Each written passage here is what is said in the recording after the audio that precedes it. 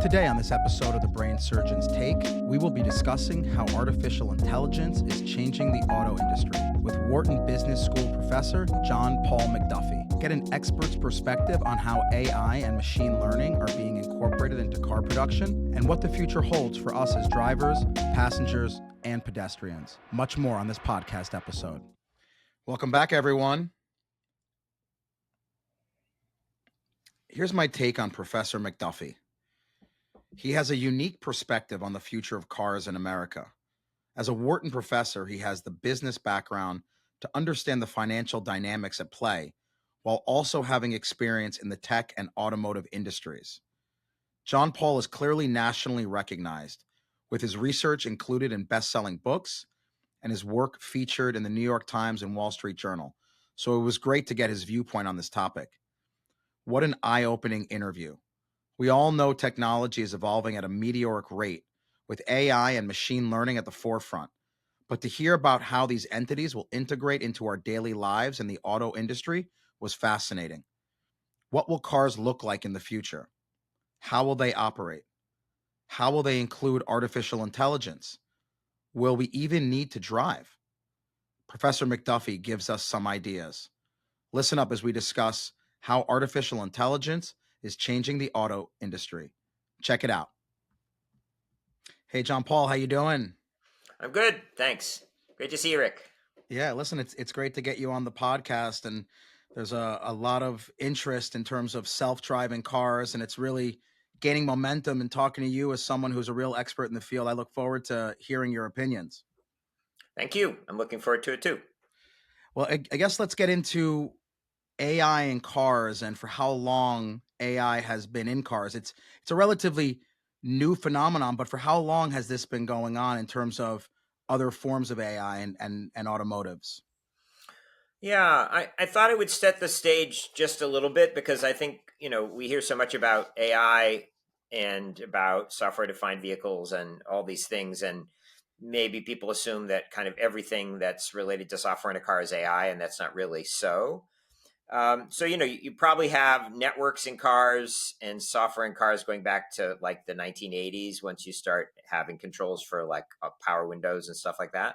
And that's a connected network in the car and really simple, chips that are programmed. Over time, you have much more software controlling basic vehicles. So, if you're turning the steering wheel, there's a software intervening in between and interpreting that and transferring that to the wheels. But then the software might have been written to a silicon chip and sort of like fixed one program. You obviously don't want anybody messing with that. So maybe you program it once, and then the only way you can change it is a flash update at a dealer. So you've got a bunch of software that's controlling things inside the vehicle. Then eventually you're starting to connect outside the vehicle with Wi-Fi for things like informatics, for navigation, and for concierge services like GM has with OnStar and stuff like that. And so all this stuff is advancing, and the amount of software in vehicles. I was looking back at an article I wrote in 2010, believe it or not, in Harvard Business Review. 10 million lines of code in a typical sedan. Probably 100 million in a typical luxury vehicle. Mercedes navigation system in those days was 20 million lines of code alone. And like a fighter jet or a Dreamliner 787 was like 6 million. Now, this may just be that the auto industry was really inefficient about writing code. But, this is sort of pre-AI. This is pre-machine learning. This is actually writing out the exact instructions for if this, then that. So probably the best date to give to the beginning of AI and sort of autonomous driving, which is one of the main things we're going to talk about, is the DARPA challenge of, 2004 was the first time, but I think 2005 was really the breakthrough. So this is a branch of the Defense Department that sets up these competitions to try out new technologies and get the private sector involved and university labs involved and sort of see what's possible. I mean, pretty cool stuff. DARPA challenges have accomplished a lot of things. So 2005, you've got these teams, university teams with the backing of auto companies and tech companies, in the desert, 132 miles. The winning team from Stanford is under 7 hours, but they all finished the course. And some of the people who were the leaders of that Stanford team go on to form the Google Autonomous Drive project, which eventually becomes Waymo. And, this is the point where they figure out that if you put enough hardware, sensors, cameras, radar, LiDAR on the vehicle and complement it with really excellent 3D navigation maps, and you start, having this intelligent software that's learning and adapting from previous trials in that course, you actually can have a vehicle with no drive. I mean, if it wasn't clear at the beginning, this was a vehicle with no driver that completed this course, 132 miles in the desert in under 7 hours. So it sort of opened up the sense of what was possible and got people very excited. By 2014, Google had a cute little vehicle called a Firefly, which it was using to demonstrate, full autonomous driving. They would put a blind person in the car and give them a ride, and you'd watch the steering wheel turn by itself and all that. And, people were starting to predict, when I started to really dig into this, 2016, people were saying, oh, will my child even ever learn how to drive? Because I think Elon Musk, who makes a lot of these predictions, was saying, by 2020, we'll have full autonomous vehicles everywhere. Well, it hasn't worked out that way, and that's true for a bunch of other things, and we'll talk about that. But of course, the key point about AI in vehicles is you feed massive amounts of data to a machine learning model. The data is about driving by humans under all kinds of conditions, and then the machine learning model is going to induct from that, what are the right rules for driving, and that's then going to be the software that guides driving in the future. And it's a process of continuing to teach it, to learn new stuff, to improve it with new data. And you start to have these companies being formed that are, with test drivers driving for thousands of miles under all kinds of conditions, simply to provide more food for that learning model. And so this is really when AI kind of gets serious in cars. And then it starts to creep into even the things that we find in any of today's vehicles. Some of the smart adaptive cruise control, for example, which might maintain your spacing or might apply, sudden braking in case someone jams on the brakes in front of you, or maintains the lane control. All that stuff is using some elements of AI. Now, people talk about autonomous driving, and you said Elon Musk said no one's going to be driving by 2020. There's different levels of autonomous driving. If you could just go through what the different levels are and where are we currently? Yeah, so the most common use of levels is put out by the Society of Automotive Engineers, SAE, levels 1 through 5. And you can think of levels 0 is no automation. Level 1 might be so-called dumb cruise control, like we've all had in our cars. I looked it up. Chrysler was the first in 1958. So level 2 is when you have more intelligence and the automation is able to take control more often and manage more different situations. Some people would say that level 2 is mostly where we are, like we're getting within level 2 more and more sophistication. But the key point about level 2 is that the human still has to be, in control of the vehicle at all times. It's helping the human. And, legally, when you're operating any of these things, you're not even supposed to take your hands off the steering wheel. So Tesla's autopilot, which, sounds like it is complete autonomy, is essentially a very advanced level 2 system. And you see a warning, that says you're responsible for keeping control of the vehicle and keep your hands on the wheel. Of course, people don't, and sometimes that gets them into trouble. But I think it's still most accurately thought of as a level 2. Level 3 is defined as control gets handed back and forth between the vehicle and the human. And there's routine stuff that the vehicle can handle, but anytime the human needs to take over, there's an alert, and then the human fully takes control. When I started to talk to some of the Google engineers back when they were really getting into it and investing a lot in it, they said, we have decided level 3 is technologically infeasible and also impractical, because as humans get used to the routine stuff being done for them, you start to read, take a nap, pay attention to something else, get in a conversation.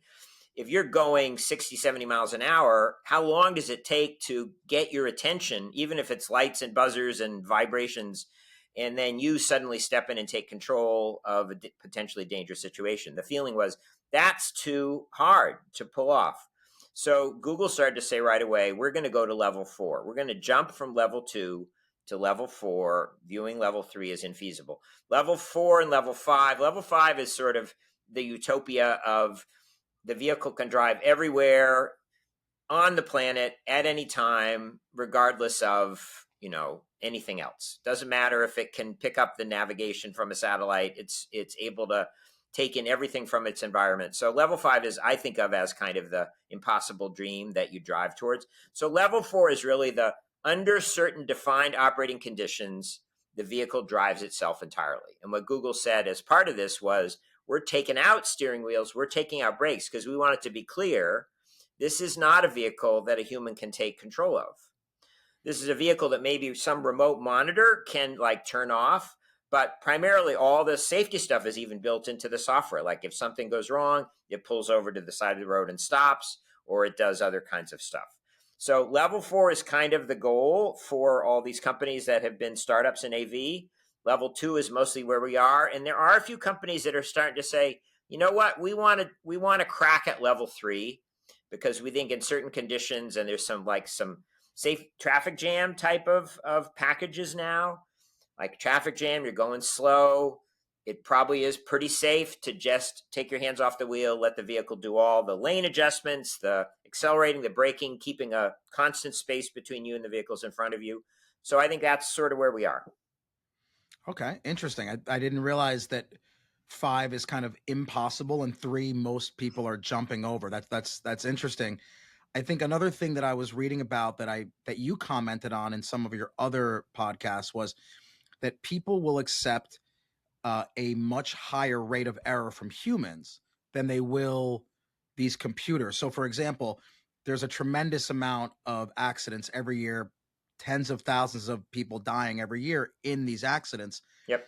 And it's pretty clear that self-driving cars would be safer, but people cannot relinquish that control where there's not a person accountable. It's just a machine if there's an error. So in your mind, what is an acceptable error rate for these autonomous cars? This episode of the Brain Surgeon's Take is brought to you by vitamin water. Vitamin water is the ideal way to hydrate, replete your electrolytes, and maintain wellness. I drink vitamin water routinely during the day in order to keep up my energy and focus. Check out vitaminwater.com for more information and use the promo code BrainSurgeonsTake for 20% off your first order. Yeah, I mean, I think part of the point is it's not for me or anybody to define. It really is going to be about public acceptance and trust. And that's going to be very affected by, everything that happens as this technology rolls out.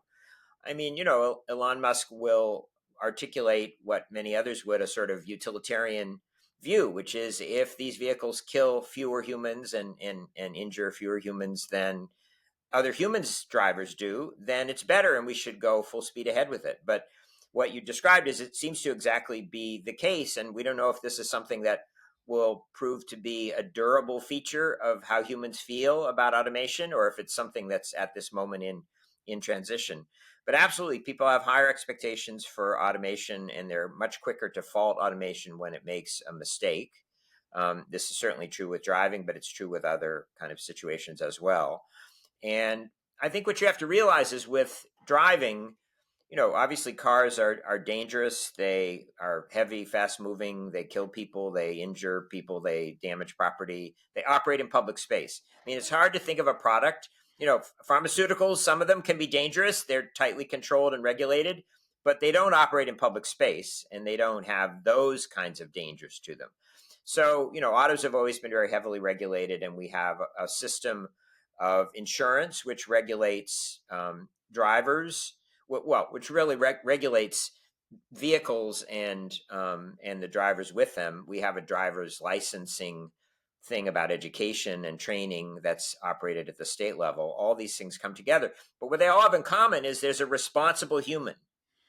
The responsible human takes out the insurance. The responsible human can be sued. The legal liability sits with the responsible human. And so what we don't seem to have a very good ability to do yet is, if we take out the responsible human, then we're sort of at sea. Like, what does this all mean? And it makes us anxious. And some people have written, with respect to, let's say, pilots in planes.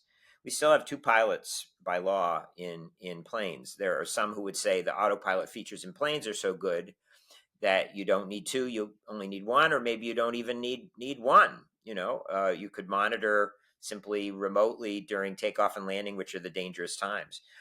But people's feeling of safety in the system is seems to still be super tied to those human pilots. And then we have a famous case like Captain Schellenberger lands the jet in the Hudson, when both engines go dead, and then we're like, man, we don't want to get on any plane without a Captain Sully on there to make us safe. So I think it's probably going to be a changing thing. But what I absolutely observe is one bad accident that makes the news in an autonomous vehicle. Suddenly, the percentage of people who will say, "I wouldn't even try one of those driverless cars, autonomous vehicles, robo taxis," just spikes up. Now, then it drops down over time. And the other kind of almost equally ubiquitous observation is when someone climbs into one of these robo taxis, they're like super alert and watching everything for a while, and then they get kind of bored because they just see that it's doing very cautiously the kinds of things that they would do if they were driving. In fact, they get impatient, like, all right, come on, you don't have to like come to a full stop. This is a there's nobody here. Roll, do the rolling stop thing. So we both get relaxed, and then yet we have this super high standard for it. Yeah, I think anyone who doubts the safety of these autonomous drivers needs to spend one day in Miami looking at the Miami drivers, and Yeah, they would very quickly jump into one of those robocabs immediately. yeah. People expect 0% error, which obviously nothing is 100% safe. Right. How safe do you think that we can make these autonomous driving cars? What rate of error, not from a public perspective, but from a technological perspective, do you think is feasible? Yeah. Well, I think part of what was a little I don't know, disorienting in a way was the early progress on automating a lot of driving situations was incredibly fast. And so the people who were doing this work got excited, like, we're going to solve this in a short period of time if we just extrapolate from the rate of improvement that we're getting here. And I've heard people say, 90 to 95% of the situations you would ever encounter in driving, we've got it covered with good software now. That last 5%, or 97%, 98%, then you start to get to these questions of A, what will the public accept? And B, what will it take to conquer them? These are the so-called corner cases. They're incredibly, unusual. Every time you encounter a new corner case, you can adapt for it. You can deal with it. I just read about something with a Waymo vehicle. I think it was in San Francisco, and a tow truck was pulling some pickup trucks, from, I guess, from the rear bumper or something, because of maybe flat tires. And the vehicle completely didn't know what to do with that configuration: tow truck, pickup, up in the air in the rear, and basically drove into it, and then stopped and drove into it again. So, that's something that Waymo could fix really quickly to recognize that set of characteristics, but it's the kind of news item, and nobody got hurt, and that was low speed, that makes people nervous. So I think you could say you will never eliminate or manage to capture all edge cases. Think about construction. Think about how all the normal things that you would key off, the white lines along the side of the road, the lane markers, traffic signs, how much those get disrupted in a construction zone. And teaching an autonomous vehicle to handle all possible construction situations is probably pretty tough. But I do think that you'll get more rollouts of trials. People will have more experience. They'll see how often it feels routine and safe. The severe accidents will diminish, and gradually there'll be more acceptance from that. But it may really happen in the Sun Belt first. You may have it in Miami before we have it in Philly and Boston, because bad weather, snow is still super tricky for a lot of the sensors, and rain makes things complicated. So it's no mystery why Waymo's primary rollout so far has been in a suburb of Phoenix. Yeah.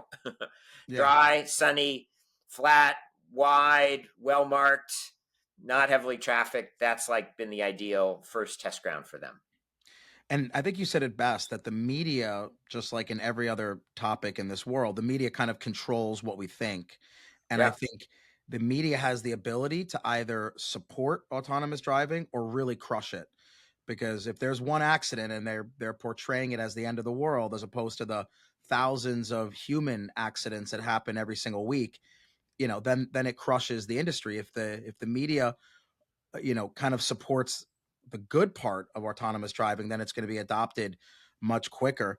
And really, along those lines, it's a niche market right now. Yes. How long, in your opinion, before autonomous driving becomes more widespread, more widely adopted? Well, as I said a minute ago, I think these kind of rollouts that help more people get some exposure to the basic robotaxi model is the thing that's going to help. Um, the kind of negative publicity that can happen for a company can really interfere with the rate of that. So, Cruise, for example, was probably the second best of and most advanced of these companies. Cruise had a really awful situation in San Francisco where a human-driven car had hit a pedestrian who fell, and the Cruise vehicle didn't appropriately detect this fallen pedestrian, and actually, you know, drove over, picked up and dragged some distance this injured person. I don't know that it's clear that the Cruise vehicle materially added greatly to the injury, but obviously the picture of that is really bad. Cruise had been aggressively trying to push out their robotaxi service faster in San Francisco, a notoriously tough environment for it. And after that, the Cruise CEO resigned, and Cruise shut down all of their trials in the entire U.S. And they're still in that state. So this is part of what makes it a little bit hard to predict. But I know that what Waymo, which is the Google service, and Cruise, and there's one called Zoox, which is just starting to roll things out. Their plan was to have a launch one place and then kind of take the exact model of that and do it in more places and just kind of scale and learn from all of them and scale from that. So I think that's probably, with the caveat that the media environment around it is going to make a big difference. I think that's what the rate will be. So in other words, it's a little bit independent of the rate of technological improvement, but technological improvement will also help. California is the only state that collects any data on, for example, how often does a vehicle need some kind of human override, or it like stops its operation because it has a situation it can't handle. And those, I don't think the companies were crazy about having to report that. But when you can look at those, that's public data, and you can track the trends and see that things are getting better. That's a good source of data to cover to give the public some reassurance. I also think that just to give you a little bit of data perspective on the deaths from cars and what the trends have been. It's about 40,000 deaths a year in the U.S. And if we take the post World War II period, I don't know exactly how high it was, but there was kind of a linear, not steep, but a linear decline in the number of deaths from vehicles as more safety technology came in. Seatbelts at a certain point, airbags at a certain point, and it looked like we were, just headed always in the right direction. Starting in about 2016, 17, it flipped and it started to go up, and it went up a lot during COVID, which is weird because there were less cars on the road, but there was just more people driving crazy. and of course distracted driving, phones in cars. So the weird thing is the technology in the cars is getting safer, whether it's AI powered or just sort of smart level 2 stuff, but the number of deaths are going up, and it's because of all the different factors we know. So I mean, I think attention to that and attention to all the things that need to be worked on. Some of it's in the vehicle, some of it's about automation or not. Some of it's about,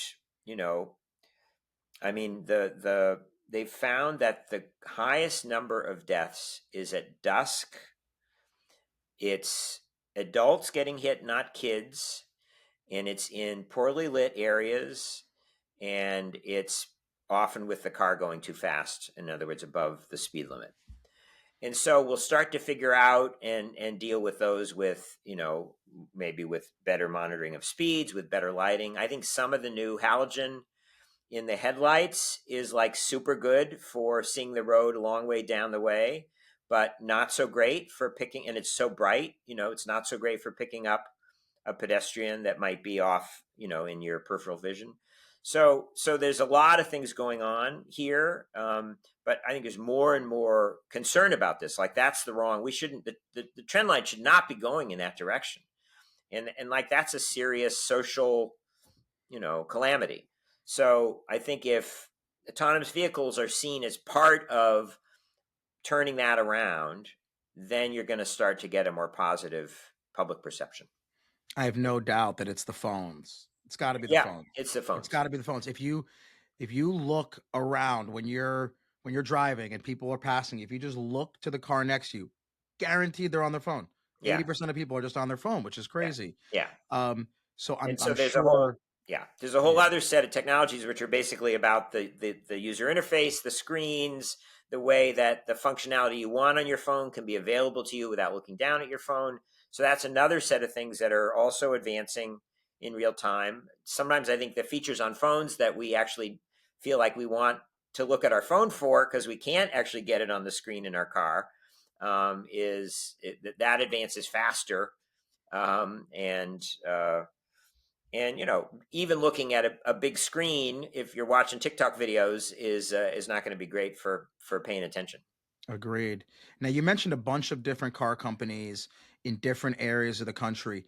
Right now, what car company, in your opinion, is in the lead to produce fully autonomous driving vehicles? And when do you predict that will happen? Yeah, so it's the frontier is being pushed by the startups, absolutely, and then all the legacy automakers are sort of watching that. So Waymo from Google, Cruise, which was backed by GM and Honda. Um, there have been some that have closed down. Ford had acquired a startup called Argo and actually shut that down. It didn't feel like the technology was ready. Uber had an autonomous vehicle program; they shut it down. So I think it's in cars. It's pretty much Waymo, Cruise, and Zoox. In autonomous trucking, there's one called Aurora that's sort of in the lead, whereas some others have closed down. And this is about level 4 autonomy, right? Uh, and then there's Tesla with autopilot, and as in so many things, Tesla's had its own kind of idiosyncratic strategy here. Almost everybody is using LiDAR, which is a laser-based, sensing system, and LiDAR is really expensive. But a Waymo vehicle, a robotaxi, would have maybe 6 LiDAR on it. Elon Musk and Tesla are saying, we want to do this without LiDAR. We want to do it entirely with cameras and radar. I think this is expounded some in Isaacson's biography of Musk. Like we want the car to be as much like using the human senses as possible. So, things that you do with your eyes and things that you do kind of with your ears, we don't want to have any additional fancier thing on top of that. I mean, a cynical view might be it adds a lot of expense to put in all the LiDAR. And if you can sell the software for a lot of money and your hardware install is really low, that just boosts the Tesla margins in a time when a lot of the software is still, promised performance for the future. But ultimately, at the heart of some of these safety claims for any of these companies is also something we haven't really mentioned yet, which is this software over the air updates, right?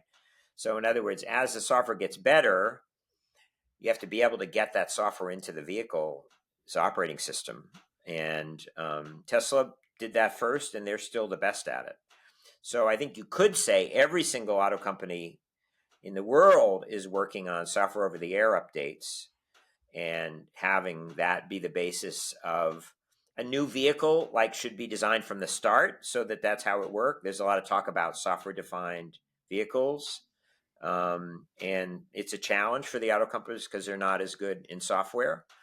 A company like Apple, which sort of keeps temptingly floating the promise of an Apple car, they're way better at software, but they don't know anything about manufacturing cars. So I think what we also have to remember is if the big tech companies look like they're the ones who could be in the lead for this very specific thing, good software for autonomous driving, there's all the other things you have to do and learn to do to put out a vehicle that's going to pass regulations, going to be safe, going to satisfy everything else that people want.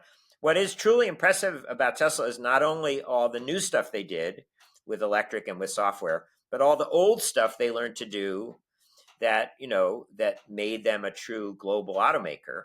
But there's been plenty of other startups that have not been able to pull that off. Now you talk about all the different sensors and lasers and what have you, cameras that these cars need to have. Give us some perspective on the amount of information that needs to be processed for autonomous level 4 driving. How large is that predictive model? Yeah, I know knew you were going to ask me that question, and I meant to look up and see. It's a number that keeps changing. The 5 minutes of driving generates X gigabytes of data that has to be processed. There's all kinds of challenges about how to have everything you need to process that much data that fast. You probably know that the kind of graphics processing chips for video games that companies like NVIDIA made turn out to be the best chip for doing machine learning.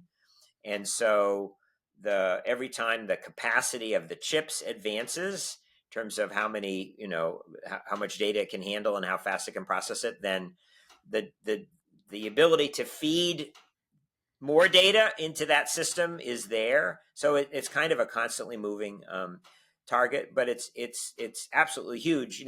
You start to get issues with autonomous driving of if you're out of range of having good Wi-Fi, then the vehicle can be generating data off of its actual operation now, but data that you need from the environment or from the nav system, you may be subject to interruptions in it, and so then you have to design the software to be good at that.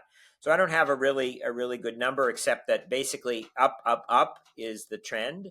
And then because vehicles operate under such a wide range of operating conditions, time of day and weather conditions and temperature, then you need redundancy, you need backup systems, you need good fail safes, you need protection against cyber hacking, firewalls between the software that controls safety critical aspects of vehicle operation and then the informatics, which is more about the external. Has to be really great firewalls between the two. So each of these adds its own information demands and hardware demands. But one thing I'll say that's really, I think, kind of interesting about all the sensors and what intakes the information that the software needs. You get in a little fender bender, guess what? You got to recalibrate all those things. And so there's a whole kind of debate about electric vehicles have a much simpler drivetrain, so they're going to need so much less maintenance. You don't go in for oil changes, you don't go in for tune-ups, and so that's going to decimate the service departments and completely change the economics of auto dealers. Well, so far, there's enough other new technology in electric vehicles. When you bring them in less often, and you do more things, and the bill is higher. And accidents in these more advanced vehicles, electric plus all this autonomous stuff, cost way more to repair, and insurance bills are going way up as a result. It's again kind of multiple trends conflated.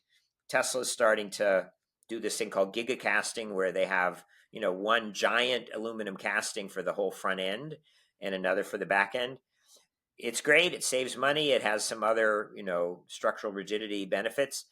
But, now you injure your bumper, you take the bumper off and you replace it with a new bumper and whatever, structural is behind it. Damage the front end casting, gigacasted, of one of these future vehicles, and you got a big problem. So anyway, I think I saw an interesting video with this autonomous trucking company, Aurora. Part of what they're developing are these stations where they can do kind of preventive and ongoing maintenance. And part of what a truck does when it pulls in is it's like it positions itself with a giant QR code, and then it uses the QR code to instantly check the calibration of everything on the truck.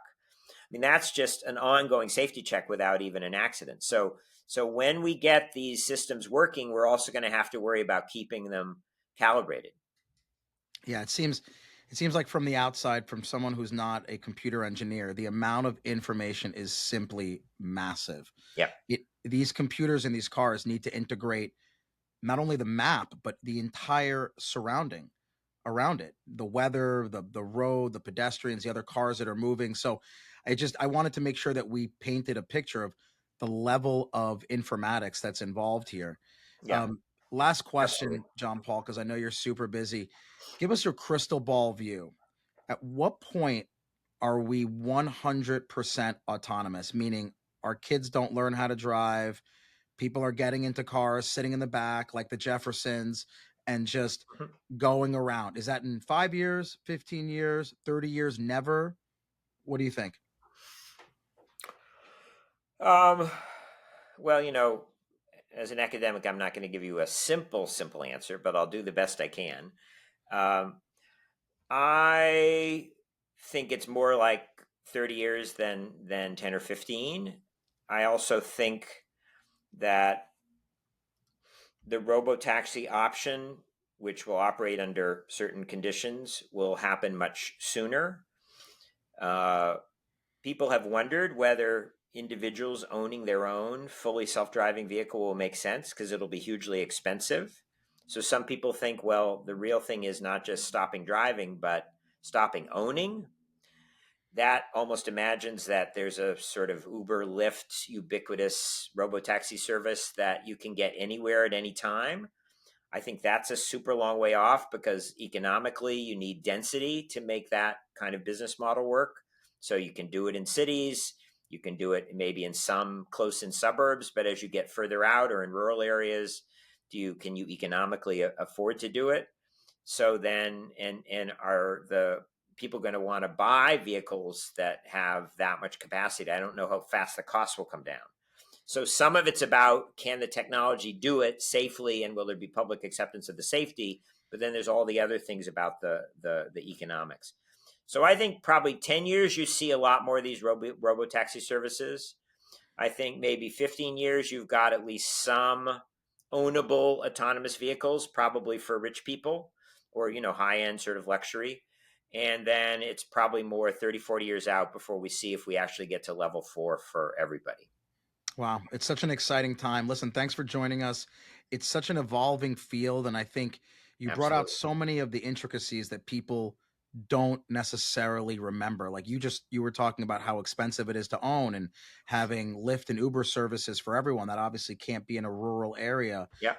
and the economics behind it. Obviously, being at Wharton, you understand that better than anyone else.